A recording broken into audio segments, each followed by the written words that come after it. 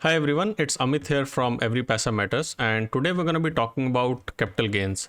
We'll try to have a understanding of what capital gains are and what the applicable tax can be on various kind of securities, and we'll cover it from a very basic perspective. So let's start with what capital gains are and how they are applied. So firstly, for any capital gains to be applied, we need to have an asset which is called as a capital asset. So if we have a capital asset, if we earn any profit or gain on that, and that can happen when you sell your asset at a price which is greater than your cost of acquisition, then you will earn some profit or gain on that, and that is treated as your income. And that income, when you are filing the your income tax returns, need to be captured as capital gains. Now, basis the holding period, these capital gains can be classified into two categories, which is short-term and long-term capital gains. So what are these? Let's try to have a look at it, and we'll start with a basic definition of what capital asset is. So capital asset is actually a property of any kind. It can be a fixed, a circulating, movable, immovable, tangible, intangible, any kind of an asset. It can be termed as a capital asset. So for example, you can see that we have land, we have buildings, we have gold or jewelry, we have computers, we have artwork. All of these are termed as capital assets. However, which of these can be considered or will be considered from a taxation purpose, we will see it shortly. Now, when we talk about taxation, there are few exceptions. I'm just calling out a couple of them over here, but we'll have to go through the details of each of these to figure out which of the capital assets do not have a taxation implication on them. So for example, if you have clothes, which are again kind of a capital asset, or even have furniture, then in these cases there is no capital asset that is chargeable, right? So we do have some exception list or things on which, or capital assets on which there will not be any tax charged. Now let's talk about capital gain. When we are covering it in today's topic, our focus will be to cover these capital gains on some of the capital assets. And in today's video, we will cover the mutual fund aspect as to how much is the capital gain that will be chargeable on equity and debt mutual funds, and what will be the tax calculation for that. We will also see some examples to understand these better, and in a very layman term, we'll try to understand the taxation for capital gain for mutual funds. In my subsequent video, I will firstly cover taxation on property and then cover it on equity shares. So consider this as a guide, but always check with your financial planner or tax planner to figure out how much is the actual taxation that you may have to file and how you need to go around it. As I said in the beginning, holding period will define what category of capital gain you will have to qualify for in terms of taxation. So the capital asset that you're holding, the duration for which you hold defines whether you will have to pay a short-term capital gain tax on that or long-term capital gain tax on the same. Now, a basic definition of taxation from a taxation perspective is that any capital asset, if holded for more than 36 months, is termed as a long-term capital gain asset.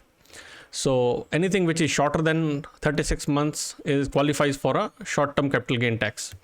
Now, there are few exceptions to it. So firstly, we will see that there are exceptions which say that the long-term capital gain tax is qualified even if the holding period is more than or equal to 24 months, which means if you hold it for 2 years or longer, then it qualifies for long-term capital gain tax. If it is lesser than 2 years, then short-term capital gain. And similarly, there are again few exceptions where we say that if that particular asset is on hold for 1 year, then it qualifies for long-term capital gain.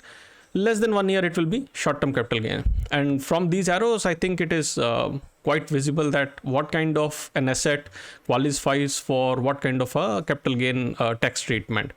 So as we are covering mutual funds today, we will be covering the equity mutual fund, for which this is the applicable tax rates. And for debt, it's going to be over here, and which we will see now in a few of our examples. So The holding period and tax rate, how they are defined, it's there on the list basis the equity and debt orientation of your assets.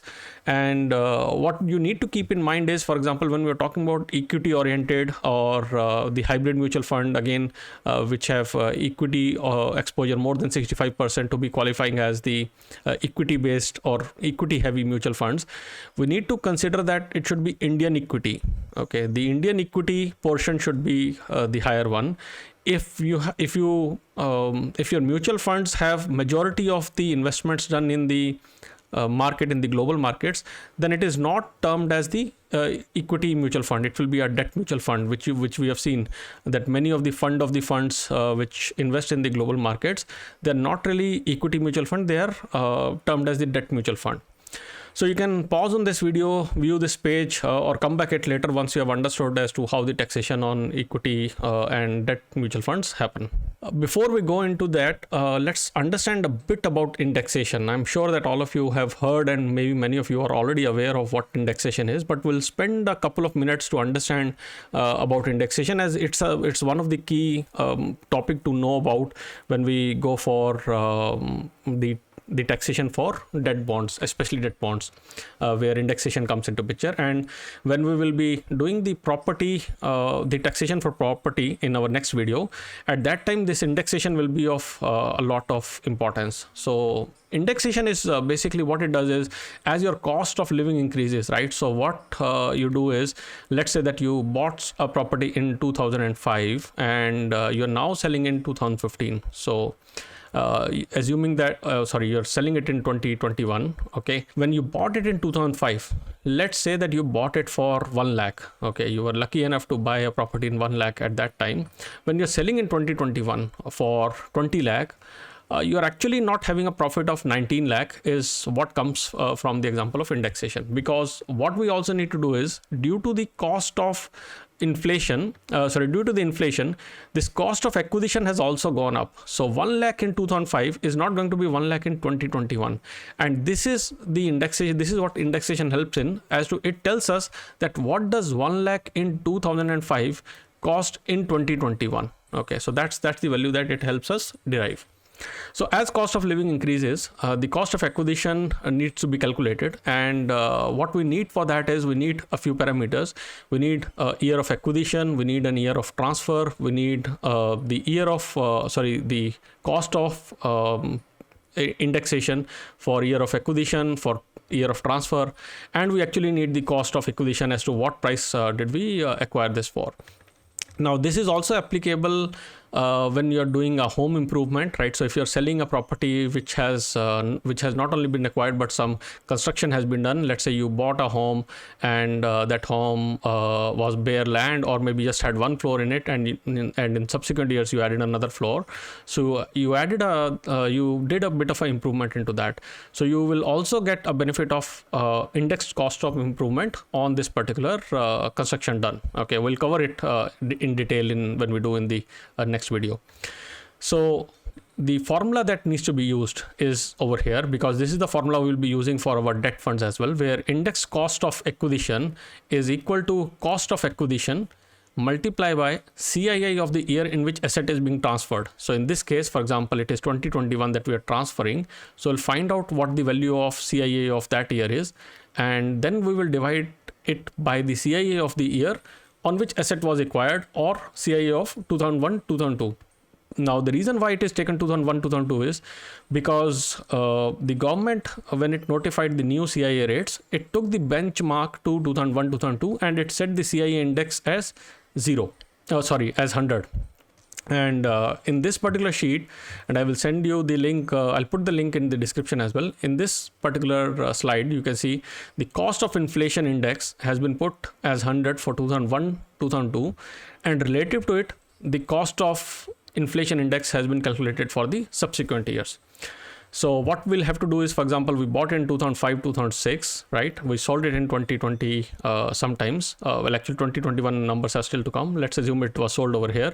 So we'll have to put 1 lakh multiplied by this particular value, which is 301, because that's the year, that's the CIA for the year we're selling, and divided by 117. So the value whatever comes out to be will be our revised cost of acquisition, which, as we can obviously see, it is going to be greater than 1 lakh rupees.